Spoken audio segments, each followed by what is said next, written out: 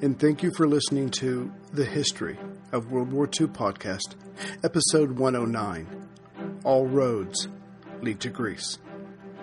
The momentum the Allied forces had in North Africa was gone, and Churchill, never really ever directly admitting his mistake, would spend the next 2 years trying to get back what he already had within his grasp.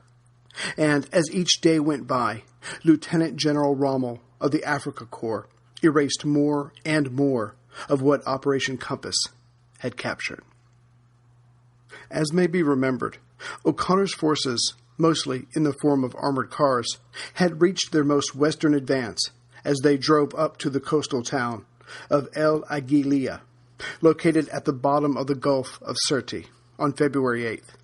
And if they had not been stopped by Churchill's desire to reinforce the Greeks, could have driven through the streets of Sirte another 150 miles west on February 12th, 2 days before von Weckmar's 3rd Reconnaissance Unit, as well as the 5th Light Division, led by Major General Streich, the first of Rommel's African Corps, landed in Tripoli, a mere 200 miles away from Sirte.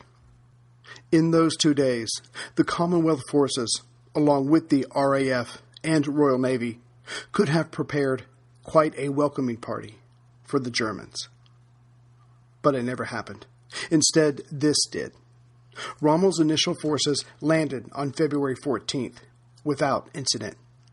And Rommel, prudently deciding he needed breathing space, sent von Weckmar's 3rd Reconnaissance Unit forward to Sirte on February 16th. Again, there were no Commonwealth forces to oppose him.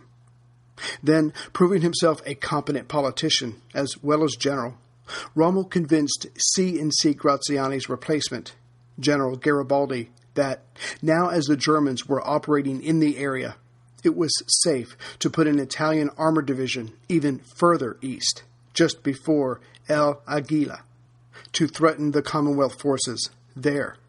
This would allow the Axis to build up Sirte as a supply base to sustain a larger lunge east. Within days, the newly arrived Ariete Armored Division made their way to just west of El Aguila. The British were on notice. The Germans were in North Africa. And Rommel was already comparing the desert in front of him to a vast ocean. The enemy stations before him were like islands. He didn't have to take every one to fight and lose men for each location. Instead, he could cause the enemy to retreat by merely threatening a base behind their current location. So, as the Italians were moving against El Aguila, Rommel convinced Garibaldi that the Luftwaffe was skilled enough to harass the Allied positions within Benghazi in northwest Cyrenaica without killing Italians or destroying their property there. So, 2 days later, on February 18th, aircraft from Flieger Corps 10 commenced a series of pinpoint attacks. The British were so harassed, they abandoned the city as a supply base. And by this time, as we have seen, the British, with Churchill leading the way, had already committed to supporting Greece after the Battle of Betapham earlier in the month.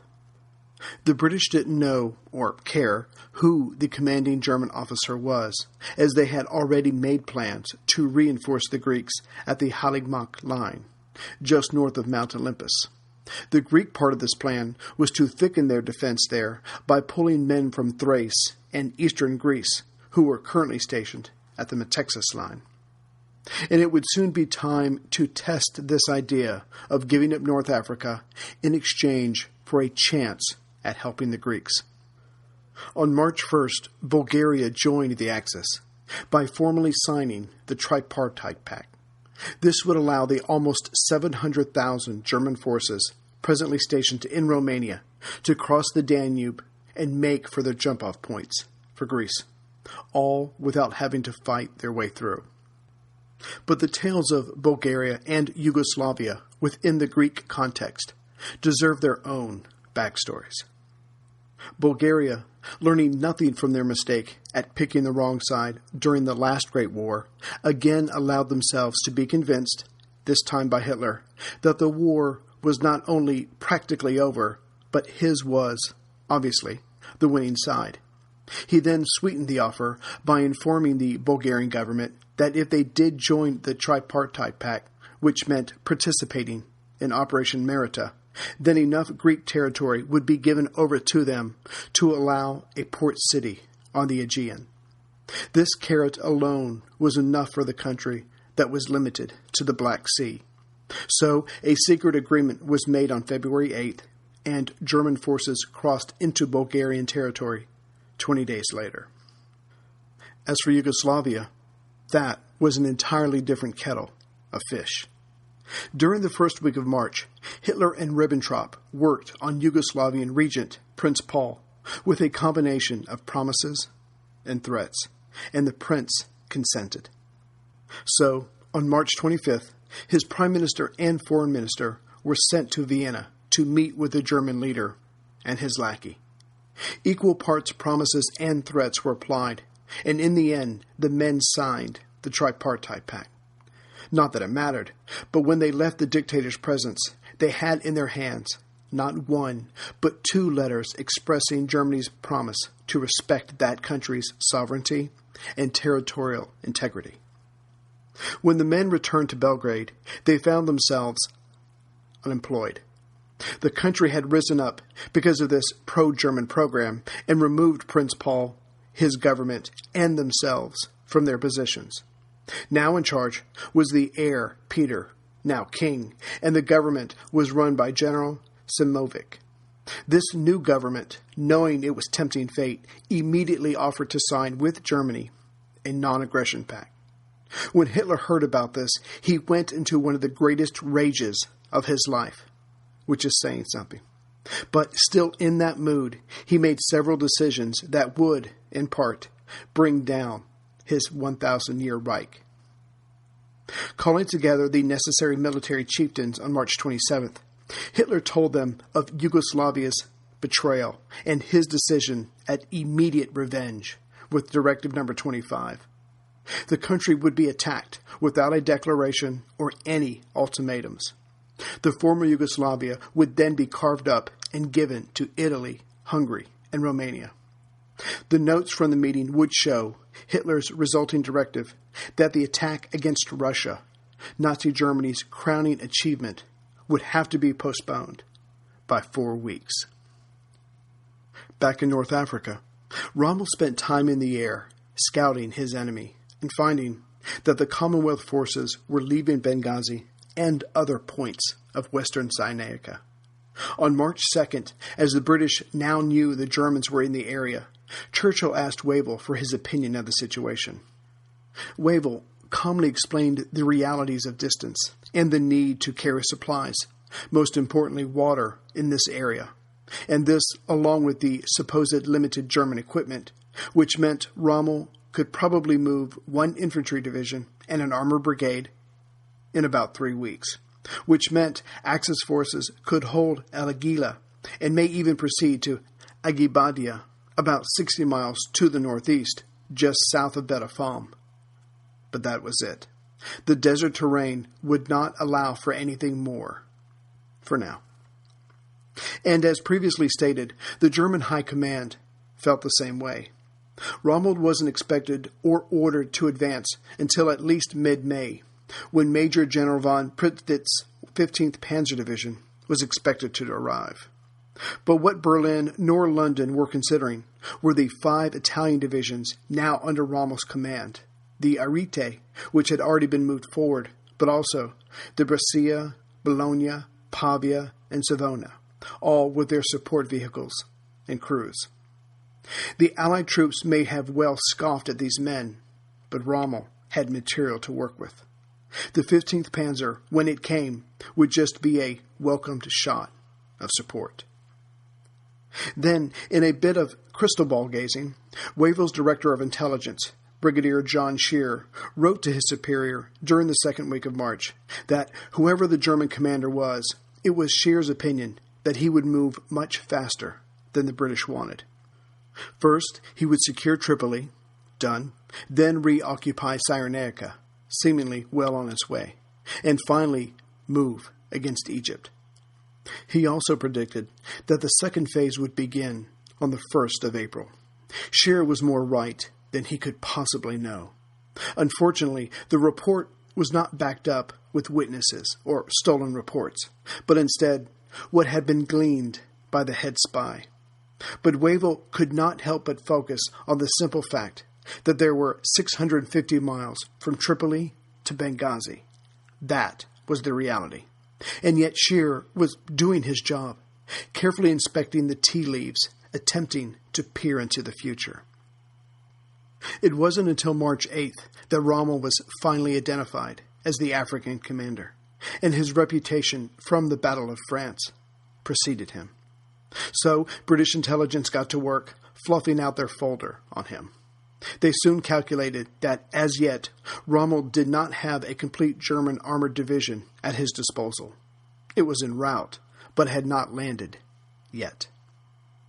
Wavell decided to use this perceived lull to visit their forward position in Cyrenaica. Along with him was General Dill, chief of the Imperial General Staff. The two men met with Lieutenant General Philip Neame, recently from Palestine, who had taken over from General Jumbo Wilson. He had been made commander of the British Expeditionary Force to Greece, and what Wavell saw did not impress him. Not that he could do much about it at the moment. All available resources were en route to Greece. The best the C&C could do at the moment was to tell Neame that if Benghazi was attacked, not to fight to the last, but form up on the ridge behind or to the east of it and work with the Australians. But even this order was worthless, as at least half of Cyrenaica's command tanks, the cruisers of the 2nd Armored Division, were in the shop. The rest seemed to be taking turns breaking down. So the numbers on paper did not reflect the real defensive power in the area. And not that it was Wavell's way, but if he had vented at Neame, the lieutenant general could have easily come back with his own list of complaints. First, his command was not a force ready to push back against an Axis advance, but instead it was a garrison, and built as such. His headquarters was not mobile. This was the desert, after all. He didn't have nearly enough radio sets for effective communication, and mostly had to use the local telephone system. And this was not London, or Paris, or Berlin. A few well-placed shells, and the lines would be down. And for those serving just under Neame, the situation was worse. Tank Commander Gambier Perry only had a part of what should have been his to command. One of his 2 armored brigades was on its way to Greece.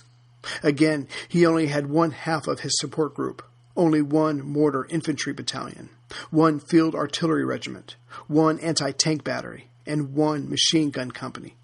There should have been a 2 in front of each of these. But that is war, making do with what is at hand. Still, it was asking a lot of these mostly untried troops. The other question was, why was Neame still in charge if the situation was so dire? O'Connor may have been sick, but even a laid-up O'Connor was better than a fit Neame.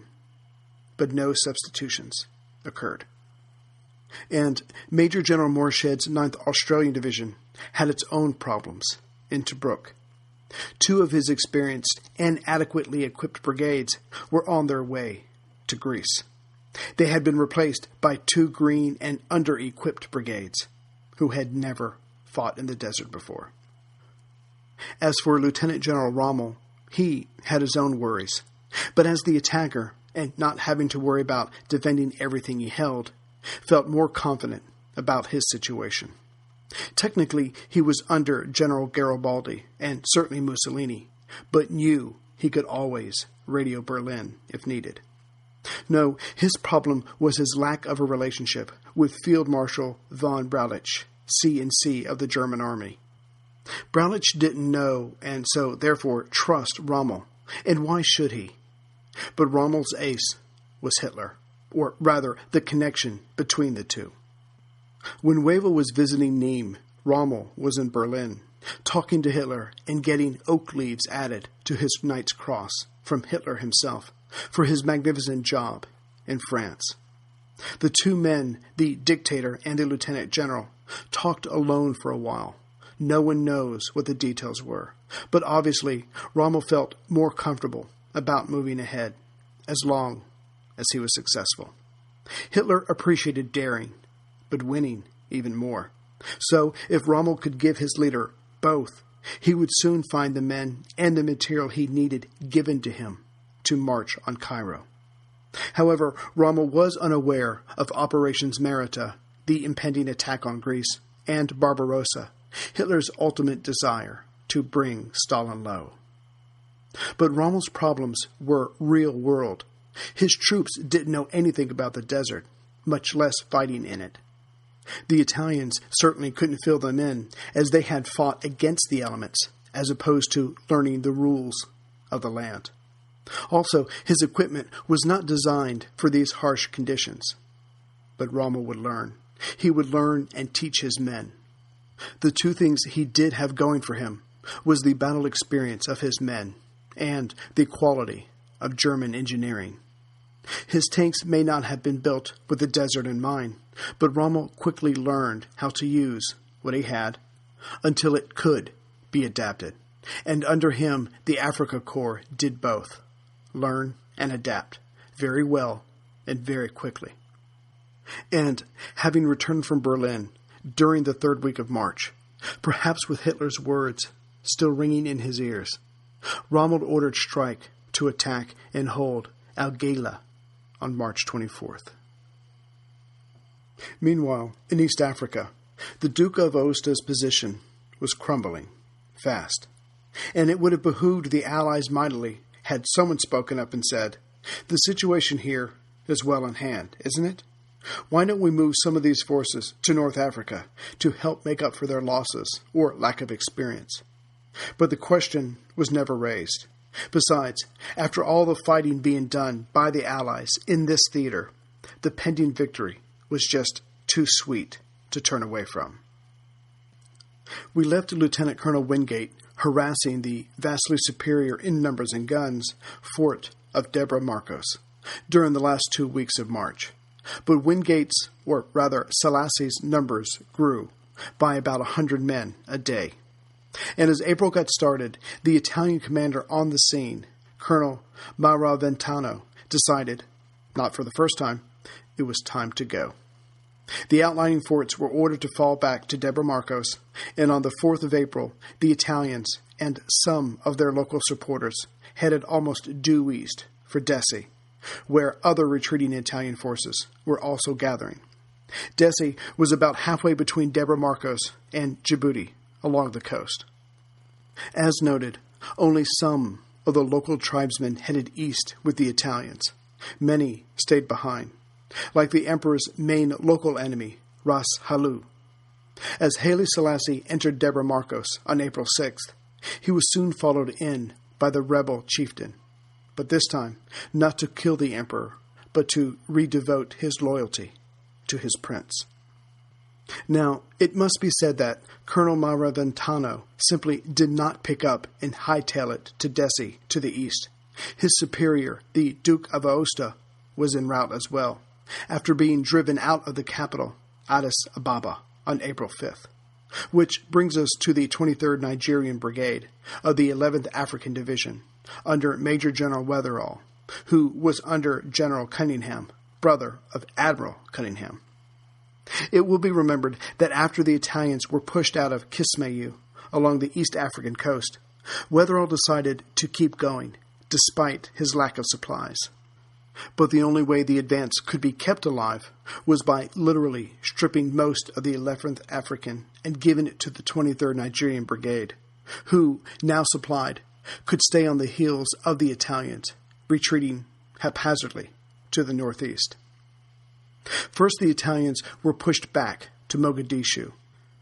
They tried to set up strong defensive positions along the way, as to have the Nigerians commit suicide by walking into a trap.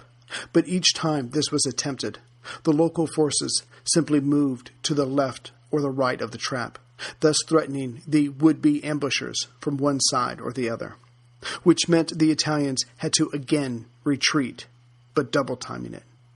and each time leaving more and more of their supplies behind. This podcast is sponsored by BetterHelp. For you listeners who have a certain amount of time under your belt, you'll know as well as I do that life will not hesitate to throw you a curveball. And you know the drill. You have to play through regardless. Life demands no less. But you don't have to do it alone. BetterHelp Online Therapy will assess your needs and can match you with your own licensed professional therapist in less than 48 hours. I was in therapy in my 20s, and it pretty much set me up well for the next few decades. Also, my wife has used BetterHelp to deal with things when she felt out of control. We are both better people for it. And just know you can send a message at any time to your therapist, and you do not have to appear on camera if you don't want to. Why? Because everything is set up to make you feel comfortable. In the end, all you need to remember is that BetterHelp is a great way to invest in yourself. And they have a special offer for my listeners. Get 10% off your first month at betterhelp.com/WorldWar2. That's 10% off your first month of online therapy at betterhelp.com/WorldWar2. But solace was not found in Mogadishu for the Italians.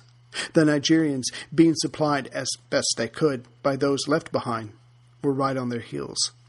Simply, De Simone's men either had to surrender or keep moving, and they chose the latter. But the Nigerians stayed with them. The Italians then turned north, as did their pursuers, because by now their ultimate objective was not De Simone's men, but the city of Harar, located just west of the British Somaliland and about 150 miles southeast of Dessie. Switching things up, De Simone had rear guards stationed behind his main force in the hopes of slowing down the Nigerian brigade, even though the pursuers were already traveling so fast as to make it hard for them to be resupplied. On March 17th, Wetherall's men pushed the Italians out and occupied Jijiga, located about 40 miles southeast of Harar. By this time, these men had covered 750 miles, averaging about 65 miles a day, which explains why the Italians couldn't adequately set up an ambush. Sensing salvation in Harar, the exhausted Italians kept moving northwest. The Nigerians, after securing Jijiga, continued their pursuit. But by then, De Simone came upon the Mardra Pass, rumored to be just as formidable as the pass before Keren. When Wetherall's men came to the base of the pass, he ordered them to hold up. There was no sense in dying by rushing a fortified position after coming all this way. The other half of the 11th African Division, the 21st East African Brigade, had by this time been resupplied and was following in the trail of the Nigerians. Wetherall decided that only when the two brigades were reunited would an attack be attempted. But then word got to Wetherall that the Italians were not intending to stay bottled up at the pass, but simply resting. They seemed determined to continue their northwesterly march, and so, realizing they were not setting up an ambush, but rather lying low, catching their breath, the Major General had his Nigerians hit the stunned Italians. As had happened so many times before, one can imagine some of the Italians taking a few shots for honor's sake and then hitting the trail. The Nigerians occupied the pass by nightfall of March 21st. The Italians tried the same trick at Babile Pass, but were again outmaneuvered and forced to continue. This movement meant the Africans were now within range of Harar, so they pushed on and entered the city on March 26th. The Italians ran to stay ahead of the Nigerians, but what they didn't know was that they weren't the prime targets. Not anymore. As a force, the Italians were finished. Their objective was the city in front of them. De Simone's men just happened to be in between them and their city. Once Wetherall's men were settled down in Harar, there was good news waiting for them. By this time, 2 Indian battalions had disembarked from Aden, the main port city of the Aden Protectorate, under British control just across the Gulf of Aden and reoccupied Berbera. So once the Nigerians started up their next campaign, the supply base was closer to them by some 600 miles. And their next stop was Addis Ababa, the Ethiopian capital. General Cunningham and C&C Wavell had been discussing the entire theater, and though things were going well here, the same could not be said for North Africa, and potentially Greece, no matter how rosy the glasses one wore were. Cunningham attempted to help out the C&C by offering the following. If Wavell allowed his men to continue their northwest route, they would soon be in Dire Dawa, which was on the rail line between Djibouti along the coast and the capital, and as there was no organized resistance in front of him, Cunningham would be able to then turn over to Wavell the 1st South African Division and the 5th South African Brigade straight away. What's more, once the men who were bound for the capital got to the rail line and absconded a train, Cunningham could then release some of his transport. Wavell, sensing he would need both, and much more in the near future, agreed. The Commonwealth forces under Wetherall were given their orders and started out on another journey that would take them to the capital of Ethiopia. When we left the battle for Dongolas Gorge, the path to the city of Karen, elements of the 4th and 5th Indian Divisions under General Platt had secured Fort Dologorodic on the right side of the entrance at the top, and the Italians under General Lorenzini, himself under General Frusci, attempted 7 times between March 18th and the 22nd to retake the fort. They failed each time, but what's more, had lost many men during those attempts. Then General Frusci found out that General Lorenzini, well respected by both sides of the battle, had died during one of the attempts. Frusci was running out of men fast, and it was his very numbers that were allowing him to continue the Duke's policy of playing for time. For surely peace or an Axis victory would come to Europe. The stubborn British were having their towns bombed once again as the weather across the Channel improved. And as impressive as the Greek defensive was, Italian numbers had to win in the end. Time was the answer. And as direful as the situation was for the Italians, General Frusci believed he had found the chink in the Commonwealth's armor. Convinced that the Allies would take a conservative approach to combat and husband their numbers, Frusci couldn't see a major push from his adversaries on the roadblock deeper within the gorge until Sandhill and Briggs Peak, just outside of the gorge's opening, was safely in Allied hands. But though the Indians had attacked the 2 heights no less than 3 times, failing each time to hold them, they did learn something. There was a narrow path from Sandhill that led inside the gorge, emerging just behind the railway humps, a point further within the gorge, just behind the obstinate roadblock. And if Sandhill could not be taken, perhaps the Indians could sneak by the Italians at night and attack the humps, which would allow them to hit the roadblock from front and back. General Platt signed off on this, and the attack was set for March 25th. But upon hearing the news of the other Italian forces crumbling elsewhere, Platt changed the order and had Sandhill attacked at first light. It's not known if the Italians on Briggs Peak or Sandhill knew of their country's deteriorating situation in East Africa. However, the men did not fight as intensely as before. The Indians were able to push the men off the hills. With this done, the plan continued on, as others of the 5th Indian hiked along the narrow trail into the gorge and attacked the railway humps, which fell by the end of that same day. From the moment the railway humps fell, the sappers and miners from both Indian divisions were brought in to clear a path to the roadblock. The men worked non-stop, taking shifts.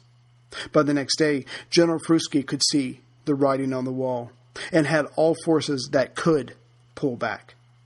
At 5:30 a.m. on March 27th, Platt's very few I tanks entered the gorge, made their way along the route, supported by the 29th Indian Infantry Brigade, passed the former roadblock and rail humps and entered Cairn later that morning.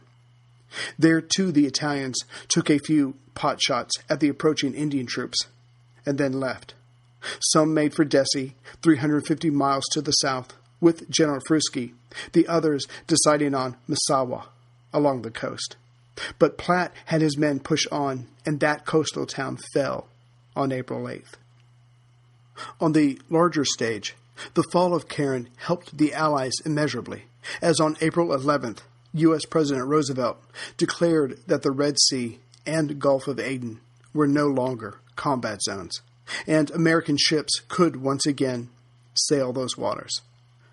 And as the Lend-Lease Bill had been made law on March 11th, U.S. ships were able to carry more weapons and supplies than Britain could ever hope to pay for, as they had been doing since the beginning of the war.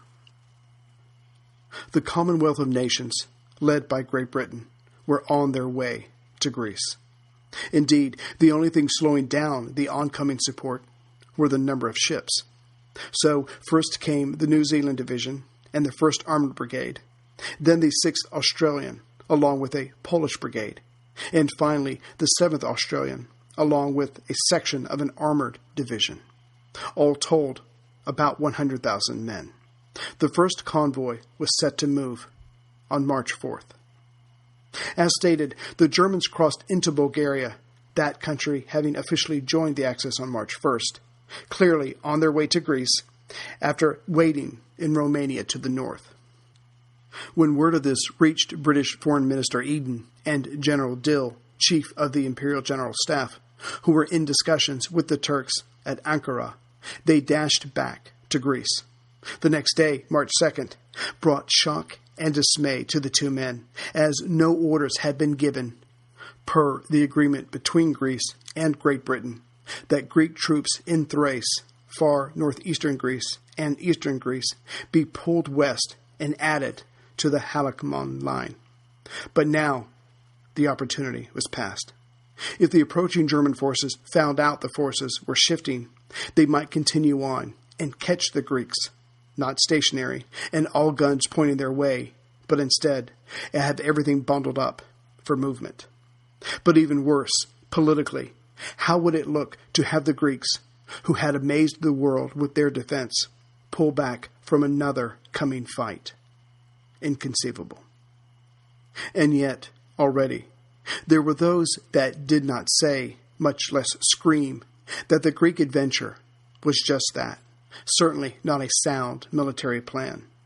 Not that it made a difference, but at least Churchill and London took the responsibility of the Greek adventure in a cable to Eden on March 7th.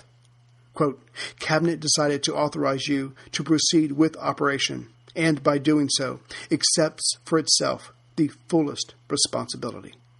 We will communicate with Australian and New Zealand governments accordingly. Unquote. But before we jump into this second invasion of Greece, which will become a dreaded second Norway for the British, a backstory is needed to view this doomed enterprise in its proper light. After the fall of France, Nazi Germany was at its height thus far. Surely, to Hitler's thinking, Britain would be more than happy to sign on to a deal that gave Europe to Germany, which would leave Britain its vast world empire. But, as we have seen, Great Britain, with Churchill now at the helm, said no, which brought about the beginning of the Battle of Britain, Germany's attempt to scare and or intimidate their Anglo-Saxon cousins across the Channel to see the light. Still, the British said no. Goering, in charge of the Luftwaffe, was convinced that the Midlands held those stodgy conservative elements that backed Churchill. So, over the course of the next year, England proper, along the coast, London, and the area north of it, the Midlands, came in for intensive bombing. And Hitler, not really wanting it to go this way, was still satisfied that Britain would see the light. It would just take some more time. Of course, those across the water, by the opening of 1941, were desirous of some payback for the 23,000 islanders that had died between July and December of 1940. But if Britain could not be attacked and made to submit directly, there were other ways. According to Hitler's worldview, the United States of America and Russia were supporting Britain in its defiance. The U.S. was offering material support, and Russia was Germany's untrustworthy neighbor that dare not let the Nazi state focus solely on the island nation. But, and try to keep up with me here, in Hitler's head, as all the problems were related, so too were the answers. An attack on Russia, something Hitler desired anyway, would remove one of the supports from Britain. Also, this would free up Japan, no longer concerned with a defeated Russia, so they could focus on causing all kinds of trouble for the United States. The Americans would then be forced to focus on their own part of the world. This would allow German U-boats to starve the stolid Brits into submission. The war in Europe would be over. Hitler could live out the rest of his life ruling over that part of the world that mattered to him. He would be the Augustus of this new world order. But there were the Russians. They didn't trust him any more than he trusted them. First, Der Fuhrer would have to get them to lower their guard, then dash in, as his armies had done so many times before, and finish off the Slavic race as a power in Europe. With this in mind, Soviet Foreign Minister Molotov was brought to Berlin on November 12, 1940, to ostensibly talk of bringing Russia into the Tripartite Pact, but really to throw off Stalin's interest in the Balkans as the Italians were attacking Greece and Hitler's little power plays there, thus setting up the invasion of Russia. But the Nazi interpreter, much less Hitler or Ribbentrop, could handle the questions the Russian foreign minister fired at them. When Hitler brought up the Tripartite Pact, Molotov answered with, "Russia wants Finland, and we would like to have Bulgaria." When Hitler brought up the best way to divide Britain's empire once it capitulated, Molotov pretty much repeated himself. The few times when Molotov was not doing an impression of a broken record, he again very straightforward and intensively said, "Russia does not care for promises on paper. What tangible guarantees can we be given to protect us from Germany?" The discussions went downhill from there.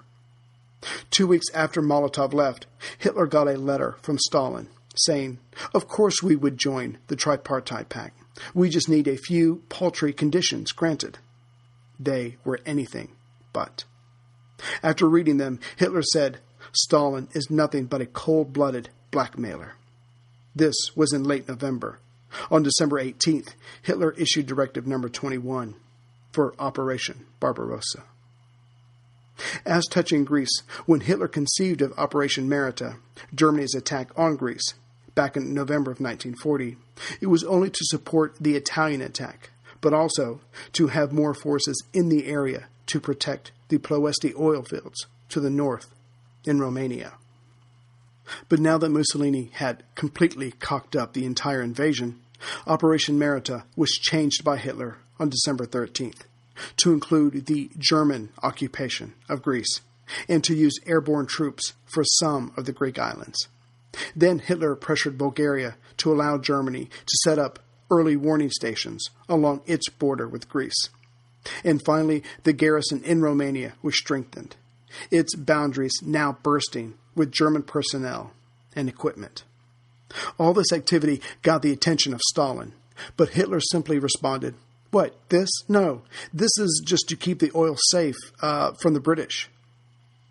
And as the early months of 1941 saw the Greek situation go from bad to worse for the Italians in the form of RAF assistance known as Operation Barbarity, Hitler kept stressing to Metexas that as long as British planes were not granted access to landing strips in northern Greece near his oil, Germany would not consider intervening. But the Greeks knew he was lying. The British knew he was lying. Yet the Greeks, out of desperation, made sure their allies stuck to this condition. Throughout late 1940, most of the ranking British military men were against sending troops to Greece, but they certainly did not feel that way about Crete. And leading this charge was Sir Andrew Cunningham, Admiral of the British fleet in the Mediterranean. He made it clear, in no uncertain terms, how devastating it would be for the British naval position in the Med if the Italians or Germans controlled the island. So, with Greece's consent, British forces were stationed at Ceuta Bay on the western side on October 31st, 1940. Those forces were made up of the 2nd Battalion of the York and Lancaster Regiment, the 2nd Battalion of the Black Watch, and part of the 14th Infantry Brigade. This allowed the Cretan 5th Division to make for the mainland and help repulse the Italian invaders. But as the Greco-Italian War went further against the invaders, more people, especially Churchill, warmed to the idea of sending reinforcements to the mainland. But in the end, the decision was one of politics. If the British did not support Greece in their hour of need, why should Yugoslavia or Turkey believe anything that came out of London? On February 22, 1941, 3 weeks after Metexas died, the Greek government, but not the new Prime Minister Alexandros Kouritsits, met with Foreign Minister Eden, Wavell, RAF C&C Middle East Longmore, and General Dill. The Greeks had to be dragged with specific promises by Eden to the signing table, but by the early morning of the next day, an agreement had been reached. But time would show that the support promised did not match what landed on Greek soil. Also, Eden left out that, as far as he was concerned, the idea was to have British troops fight alongside the Greeks, at least until the Turks came in, though Turkey was not privy to his thinking. And, as already mentioned, a week later, March 1st, German divisions entered Bulgaria. But because of the vague wording by Eden, General Papagos did not move Greek troops from the Metexas line to the east, nor bring down any Greek troops currently in Albania to the Halakmon line, along the Halakmon River, just north of Mount Olympus. And one can't blame the man. He wasn't about to move any men until he knew the intentions of Yugoslavia, and simply abandoned territory that had been won with Greek blood, some of it of innocent civilians. For now, the Greek soldiers that made up the Metexas line would stay put. But as the Commonwealth forces disembarked and made for the Halakmon line, they were told they would be joined by 3 thrown-together Greek divisions. As early March crept by, Churchill began to realize this Greek adventure was a mistake. There weren't enough Commonwealth troops. The Greeks were exhausted. The Germans were fresh and plentiful and experienced, and their morale was high. And Mussolini had more men to throw into the attack. So, as reality hit the British authorities, there began, at first, a passive, written game of finger-pointing that would only grow and intensify over the years, well after the war was over.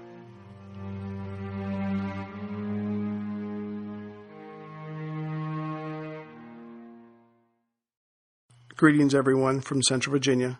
So before I go on and say hi to my new members and thank everybody who's donated or bought a mug, I just want to let you know that, yes, I realize it's been a month since my last episode. I think I'm going to try something different. By the time I have researched East Africa, North Africa, Greece, it just takes so long to put it all together. So what I'm going to do is do shorter episodes. It'll probably still be at least 25 minutes, probably 30 minutes, but I'm just going to cover one thing at a time. East Africa, we're pretty much going to wrap up next time. I probably need 5 minutes tops to get all that done. And then I'll do like an episode on Rommel, and then I'll go back to Greece, and I'll go back and forth, and I'll that way I can put them out a lot faster, I promise you. And I'll keep doing that until I get to the invasion of Russia, and I'll cover the first year of Russia, and then I might stop and we'll talk about Lend-Lease, what's been going on in the Atlantic, the U-boats battle, all that good stuff, Ultra, Enigma, all that kind of stuff, and then we'll go from there. So I'm sorry for the delay. I'm just trying to figure out a better way to do it. Hope that's okay with everyone. But I will be getting these out a lot sooner, a lot more frequently. They just won't be 45 or 42 minutes long. So just bear with me. I promise you that's what I'm going to do, and I'll be able to do a lot better job in that way. You won't have to wait so long. So first, I'd like to say hello to my latest members, Christian E. from Argentina. Sorry, our team lost the World Cup. Aaron W., who I think donated money for a book about the Battle of the Atlantic and became a member. So Aaron, thank you very much. He's from Venice, California. Then there was Jennifer S. from Winfield, West Virginia. Hello, thank you. Tara B. from Lansing, New York. John L. from Social Circle, Georgia, the most unique city name I've ever heard. Another John L. from Brooklyn, New York. Probably not the same person. Carrie M. from Wilmington, North Carolina. Tony P. from Sacramento, California. Gary M.S. from New South Wales, Australia. Scott O.R. from Coventry in the West Midlands, the UK. Joseph W. from Sumner, Washington. And Paul S.B. from New Salem, Massachusetts. So hello to all my latest members.